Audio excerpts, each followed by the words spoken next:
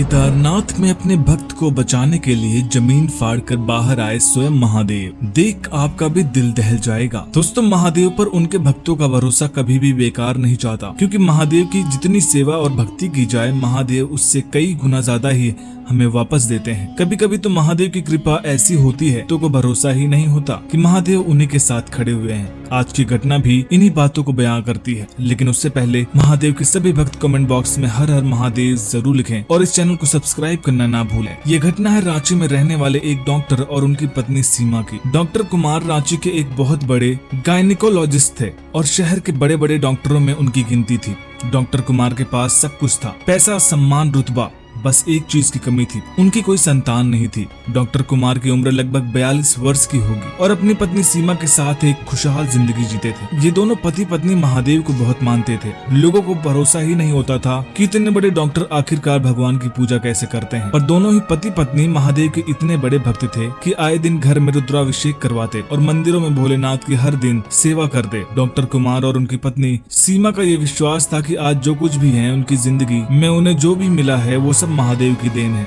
सीमा को केदारनाथ जाने की बहुत इच्छा थी। वो अपने पति से कहती है तो डॉक्टर कुमार काम में व्यस्त होने के कारण मना कर देते हैं। साथ ही उन्हें पता है कि केदारनाथ में आए दिन कैसी कैसी घटनाएं होती रहती हैं, तो उन्होंने सीमा को साफ तौर पर कह दिया कि तुम्हें महादेव की जितनी पूजा करनी है यहीं रहकर करो। इस बात से सीमा अत्यंत उदास हो जाती है। डॉक्टर कुमार अपने कामों में इतने व्यस्त रहने लगे थे कि उन्हें घर की कोई खबर ही नहीं रहती थी। वहीं दूसरी तरफ सीमा अकेले रहने की वजह से दिमागी तौर पर बहुत बीमार रहने लगी थी। डॉक्टर कुमार को सीमा की हालत का अंदाजा ही नहीं लगा कि कब उसे दिमागी हालत का शिकार होना पड़ा। बड़े बड़े न्यूरोलॉजिस्ट ने डॉक्टर कुमार और सीमा को सलाह दी कि कहीं बाहर जाकर घूमे फिरें ताकि माहौल बदल सके और सीमा जल्द से जल्द रिकवर हो सके। डॉक्टर कुमार सीमा को लेकर अत्यंत चिंतित हो गए। फिर उन्हें ध्यान आया कि सीमा काफी दिनों से केदारनाथ जाने की जिद कर रही थी, तो क्यों न उसे वहीं ले जाया जाए। तय अनुसार डॉक्टर कुमार और सीमा केदारनाथ के लिए निकल पड़े। रास्ते में सीमा की बहुत ही पुरानी दोस्त मिल गई और फिर सभी ने मिलकर केदारनाथ के सफर की शुरुआत की। केदारनाथ पहुंचने पर सीमा बहुत खुश हुई। उसे ऐसा लग रहा था मानो उसके महादेव स्वयं उसके साथ ही हैं। सीमा की बीमारी में एक अलग लक्षण दिखाई देने लगा था। अब सीमा बीच बीच में चीजों को भूलने लगी थी। उसे 1 घंटे पहले की घटना भी याद दिलानी पड़ रही थी। ऐसे में डॉक्टर कुमार अत्यंत चिंतित थे कि आखिर सीमा को हो क्या गया है, कहीं उसके लिए कोई मुसीबत न खड़ी हो जाए। डॉक्टर कुमार हर वक्त सीमा के साथ ही रहने लगे। एक दिन केदारनाथ में ही अचानक रात में सीमा बेचैन होकर उठ खड़ी हुई। चारों तरफ सन्नाटा। रात के 2 बजे थे।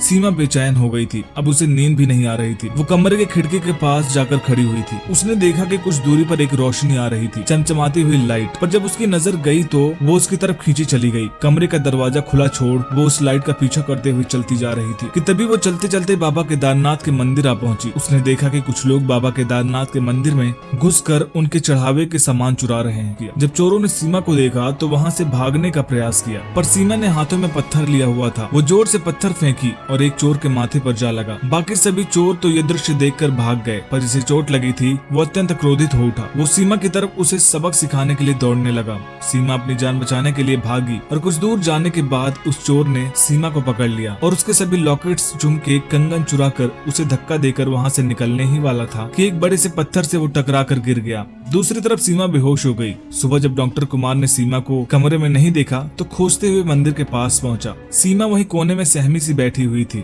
डॉक्टर कुमार उससे पूछने लगे कि आखिर उसे क्या हुआ है, पर सीमा को कुछ भी याद नहीं था। तभी वो चोर जख्मी हालत में सीमा के पास आया और उसके सारे गहने वापस करते हुए उससे माफी मांगी। डॉक्टर कुमार के पूछने पर उस चोर ने पूरी कहानी बताई। कहा कि कल रात सीमा जी की जान महादेव ने एक पत्थर के रूप में आकर बचाई। मैं उस पत्थर से जब टकरा कर गिर पड़ा तब महादेव ने दर्शन दिया और मुझे इन कामों को न करने के लिए कहा। साथ ही सीमा जी की बेहोशी में महादेव ने एक अनजान व्यक्ति के रूप में आकर उन्हें पानी पिलाया। डॉक्टर कुमार ये सब सुनकर महादेव से धन्यवाद कहने लगे और साथ ही सीमा को भी अकेला न छोड़ने का प्रण लिया। दोस्तों, ये वीडियो कैसी लगी हमें कमेंट बॉक्स में जरूर बताइएगा। वीडियो पसंद आए तो लाइक करिएगा, शेयर करिएगा और चैनल को सब्सक्राइब करना मत भूलिएगा। हर हर महादेव।